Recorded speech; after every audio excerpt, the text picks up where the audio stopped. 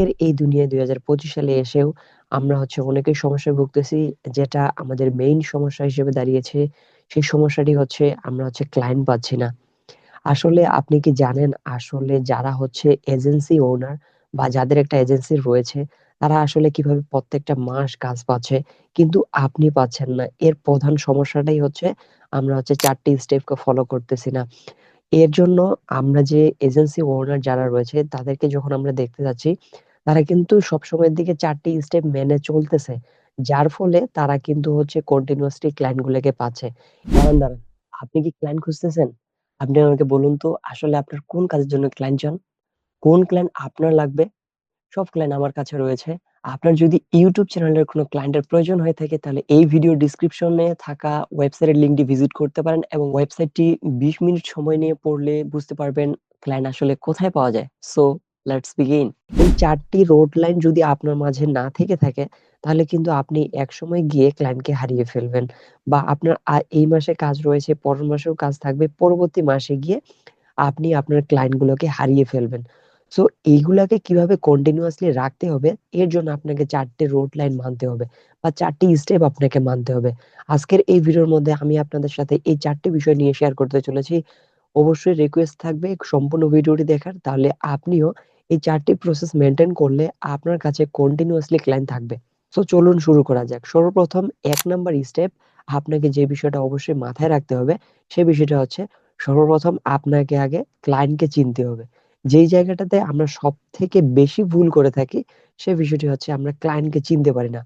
আসলে যারা আমরা নতুন এই সেক্টরের মধ্যে আসতেছি, তারা কিন্তু কন্টিনিউয়াসলি ভাবতেছি, ইনাকে দেখলাম, ইনি আমাদের ক্লায়েন্ট। এটাই আমাদের সবথেকে বড় ভুল। আমরা পটেনশিয়াল ক্লায়েন্ট কারা, আমরা সাধারণত তাদেরকে চিনতেছি না। আপনি যদি সাধারণত সর্বপ্রথম আপনার কাজে, আপনি যেই কাজটি শিখেছেন, এই কাজটি আপনি কাদের কাছে সেল করবেন বা কে আপনার পটেনশিয়াল ক্লায়েন্ট, আপনি যদি এই বিষয়টা অন্ততপক্ষে খুঁজে বের করতে পারেন, তাহলে কিন্তু আপনি অলরেডি এক ধাপ এগিয়ে গেলেন। সো আগে আপনাকে অবশ্যই নির্বাচন করতে হবে আপনার পটেনশিয়াল ক্লায়েন্ট আসলে কে? আপনার সার্ভিসটা আসলে কে ক্রয় করবে? আপনি কাদের কাছে চেয়ে সার্ভিসটাকে সেল করতে চাচ্ছেন? আসলেই যাকে আপনি সার্ভিসটা সেল করতে চাচ্ছেন, তার কি আপনার সেই সার্ভিসটা আসলেই তার কাছে প্রয়োজন? এই বিষয়গুলো কিন্তু আপনাকে রিসার্চ করতে হবে। এই বিষয়টা যদি আপনি রিসার্চ করতে পারেন আপনার মতো করে ভালোভাবে, তাহলে কিন্তু অবশ্যই আপনি এক ধাপ এগিয়ে গেলেন। এখন আসি ২য় নাম্বার স্টেপে। ২য় নাম্বার স্টেপটি হচ্ছে অবশ্যই ক্লায়েন্ট যে আপনার কাছে আসবে। কারণ এজেন্সি ওনারদের কাছে কিন্তু ক্লায়েন্টরা নিজে যায়। এজেন্সি ওনাররা কিন্তু কখনোই তারা ক্লায়েন্টকে খোঁজার জন্য অন্যদের কাছে যায় না। তারা সবসময় তাদের কাছে থেকেও অন্যান্য ক্লায়েন্টরা তাদের কাছে গিয়ে কাজগুলো করিয়ে নিচ্ছে। তাহলে আপনার কাছে কেন যাচ্ছে না? সো আপনার কাছে অবশ্যই একটা পোর্টফোলিও ওয়েবসাইট ২০২৫ সালে এসেও যদি না থেকে থাকে, তাহলে কিন্তু আপনি এক ধাপ পিছিয়ে রয়েছেন। ২০২৫ সালে এসে যাদের ওয়েবসাইট থাকবে না বা পোর্টফোলিও ওয়েবসাইট থাকবে না, তারা কিন্তু এই ২৫ সালটিকে টিকিয়ে রাখতে পারবে না বা তারা এই কাজে এগোতে পারবে না সামনের দিকে। সো অবশ্যই ক্লায়েন্ট যে আপনাকে চিনবে, এমন একটা সাইট আপনাকে রাখতে হবে যেখানে ক্লায়েন্ট দেখা মাত্রই বুঝতে পারবে যে আপনি ওই সকল বিষয়ে সার্ভিস প্রোভাইড করেন বা আপনি যেই সকল সার্ভিস প্রোভাইড করতে চাচ্ছেন, সেগুলো সম্পূর্ণ ক্লিয়ারলি বোঝা যাবে, এমন একটা সাইট আপনাকে রাখতে হবে যে আপনি এই ধরনের সার্ভিস প্রোভাইড করতেছেন। হতে পারে আপনি একজন গ্রাফিক ডিজাইনার, হতে পারে আপনি একজন কনটেন্ট ক্রিয়েটর, হতে পারে একজন আপনি ভিডিও এডিটর। আপনি যাই হন না কেন, আপনাকে অবশ্যই আপনার যেই সার্ভিসটা রয়েছে, এই সার্ভিসটা অবশ্যই স্পষ্ট রাখতে হবে। এটা হচ্ছে ২য় নাম্বার স্টেপ। আপনি যদি এই স্টেপটা ফলো করতে পারেন, তাহলে কিন্তু আপনি ২য় নাম্বার ধাপটি থেকেও এগিয়ে গেলেন। এখন আসি আমাদের ৩য় নাম্বার ধাপ। ৩য় নাম্বার ধাপটাতে আপনাকে অবশ্যই কি করতে হবে বা কি করা উচিত?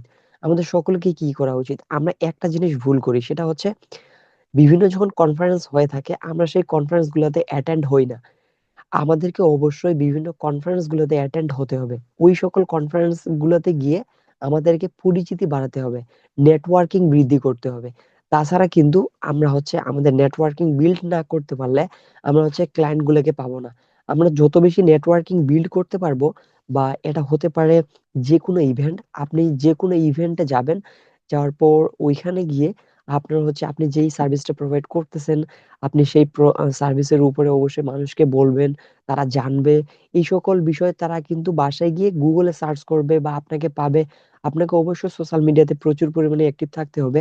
আপনি যদি এই সকল বিষয় মেইনটেইন করতে পারেন, তাহলে কিন্তু দেখবেন মাস শেষে ওইখান থেকে ২-১ টা করে ক্লায়েন্ট চলে আসতেছে আপনার নেটওয়ার্কিং এর কারণে। সো অবশ্যই আপনাকে ৩ নাম্বার স্টেপটা মনে রাখতে হবে, সেটা হচ্ছে নেটওয়ার্কিং। অবশ্যই বিভিন্ন ইভেন্টে যেতে হবে। আমরা যে সার্ভিস প্রোভাইড করতেছি এরকম প্রচুর ইভেন্ট রয়েছে। অবশ্যই আপনারা চাইলে ওই সকল ইভেন্ট গুলাতে জয়েন করতে পারেন এবং আপনারা ওইখান থেকেও কিন্তু ক্লায়েন্ট জেনারেট করতে পারবেন। এটা হচ্ছে আমাদের ৩য় নাম্বার স্টেপ। এখন আমাদের হচ্ছে ৪র্থ নাম্বার স্টেপটা, যেটা হচ্ছে আমাদের লাস্ট এবং ভেরি, ভেরি ইম্পোর্টেন্ট স্টেপ। সেটা হচ্ছে আপনি যে ক্লায়েন্টকে সার্ভিস প্রোভাইড করলেন, আসলে ক্লায়েন্টকে জিজ্ঞাসা করবেন, "আমি যে তোমাকে সার্ভিসটা আমার প্রোভাইড করলাম, তুমি কি আমার এই সার্ভিসের জন্য সন্তুষ্ট?" তুমি যদি আমার এই সার্ভিসের উপরে সন্তুষ্ট থেকে থাকো, তাহলে তোমার কাছ থেকে আমি হচ্ছে একটা রিভিউ চাই। ওই রিভিউটা একটা আপনি নিবেন তার কাছ থেকে ভিডিও আকারে। অবশ্যই তার কাছ থেকে একটা ভিডিও আকারে রিভিউ নেওয়ার পর ওইটা অবশ্যই আপনার পোর্টফোলিও সেকশনে রাখলেন। এটা একটা বেনিফিট গেল। আবার সেই ক্লায়েন্টকে বলবেন, "আপনি যদি আমার প্রতি খুশি হয়ে থাকেন, তাহলে তোমাকে আমি এই ডিসকাউন্টটা দিচ্ছি। তুমি চাইলে আমার জন্য একটা তোমার কোনো বন্ধু থাকলে বা তুমি একটা আমার জন্য ক্লায়েন্টকে মেনেজ করে দিতে পারো। তুমি যে সার্ভিসটা পাচ্ছ এরকম সার্ভিস তুমি তোমাদের কাছ থেকে বা তোমার সহপাঠীদের কাছ থেকে, পাশের কারো কাছ থেকে তুমি রেফার করো, সে যেন আমার কাছ থেকে সার্ভিসটা প্রোভাইড করে। এতে তোমাকে আমি কিছু ডিসকাউন্ট প্রোভাইড করব।" এই সকল অফার যখন আপনি ক্লায়েন্টকে দিবেন, তখন আপনার রেফারেন্স কিছু ক্লায়েন্ট আপনার কাছে চলে আসবে। এইভাবে যদি আপনি কন্টিনিউয়াসলি প্রত্যেকটা মাস রাখতে পারেন, তাহলে আপনি প্রত্যেকটা মাসেই এভরি মান্থ ৫ টা থেকে ৭ টা করে ক্লায়েন্ট আপনি জেনারেট করতে পারবেন এবং প্রতি মাসে আপনার ক্লায়েন্ট থাকবে। সো এই সকল ৪ টা বিষয় আপনাকে অবশ্যই মাথায় রাখতে হবে। আপনি যদি এই সকল বিষয়গুলাকে এড়িয়ে চলেন, তখন দেখবেন যে আজকে কাজ আছে, কালকে কাজ আছে, এই মাস কাজ থাকলেও পরের মাসে যেয়ে আপনি হারিয়ে যাবেন। সো এই সকল বিষয়গুলোকে মাথায় রেখে আপনাকে সামনে এগিয়ে যেতে হবে। তো আশা করছি ভিডিওটা আপনার অনেক ভালো লেগেছে এবং ভিডিওটিতে একটা লাইক করতে পারেন ভিডিওটি ভালো লাগলে, এবং আপনার মতামতটি কমেন্ট সেকশনে জানাতে পারেন এবং আপনি জানাতে পারেন আসলে এই ৪ টা স্টেপের মধ্যে আপনার কোন স্টেপটি সবথেকে বেশি ভালো লেগেছে। দেখা হচ্ছে নতুন কোনো ভিডিওতে নতুন কোনো কনটেন্ট নিয়ে। সে পর্যন্ত সকলের সুস্থতা কামনা করছি। সকলে ভালো থাকবেন, সুস্থ থাকবেন। আল্লাহ হাফেজ।